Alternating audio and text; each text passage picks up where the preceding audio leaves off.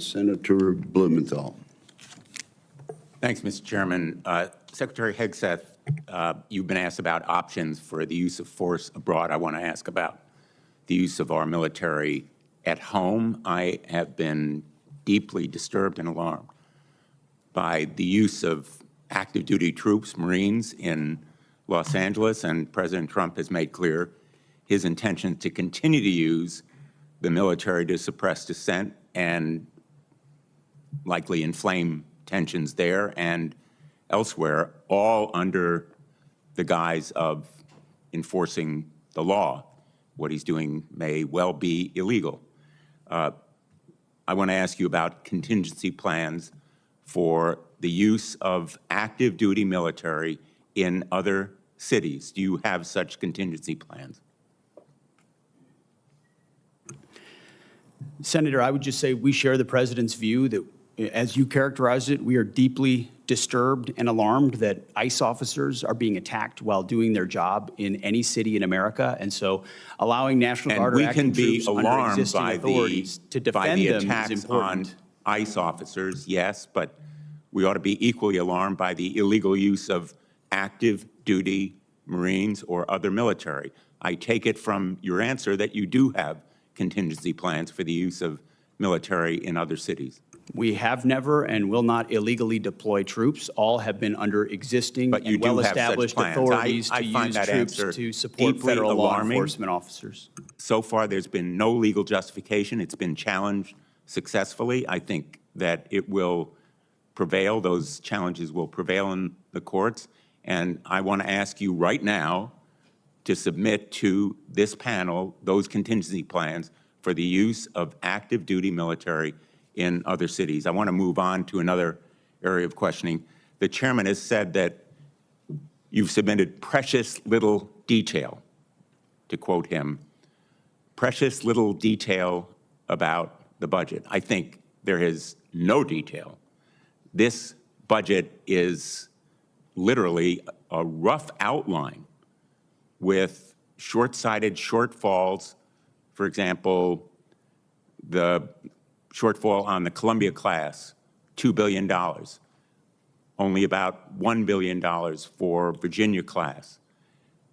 There is virtually no outline or specificity as to how you are going to provide drones to defend and also engage in offensive outline and maneuvers.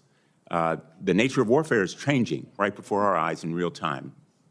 Unmanned aerial and undersea warfare is happening in Ukraine and elsewhere, and I think that you owe this committee and the American public more specificity in that budget, because we will be at risk. We are at risk right now in the Middle East, and I want to know whether we have contingency plans to protect our U.S. personnel in the region from the kind of swarm of drones that have proved devastating already to 3 of our service people in the Middle East on a base in Jordan. Do you have such plans to protect against drones there?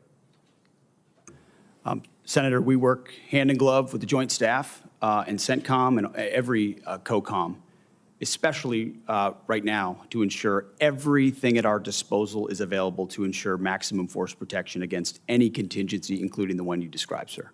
Well, I have no assurance that we have the capacity to safeguard against the swarm of small, lightweight, slow-moving drones that are, in my view, our major vulnerability. And right now, if we engage in the Iran conflict, would put us and U.S. personnel at risk there. Let me ask you about Ukraine. I've just returned from my 7th trip to Ukraine. I am the advocate, chief sponsor with Senator Graham in the Russia sanctions bill. You said that the United States and the ranking member cited it, that we must start by recognizing that returning to Ukraine's pre-2014 borders is an unrealistic objective and will only prolong the war. My question to you is, when will you release the PDA $4 billion in equipment that Ukraine desperately needs? It's sitting there. Ukraine deserves it. When will it be released? We're aware of PDA 75, and that is a decision we can make in the future. My time has expired, but I Thank you. don't consider that answer adequate. Thank you,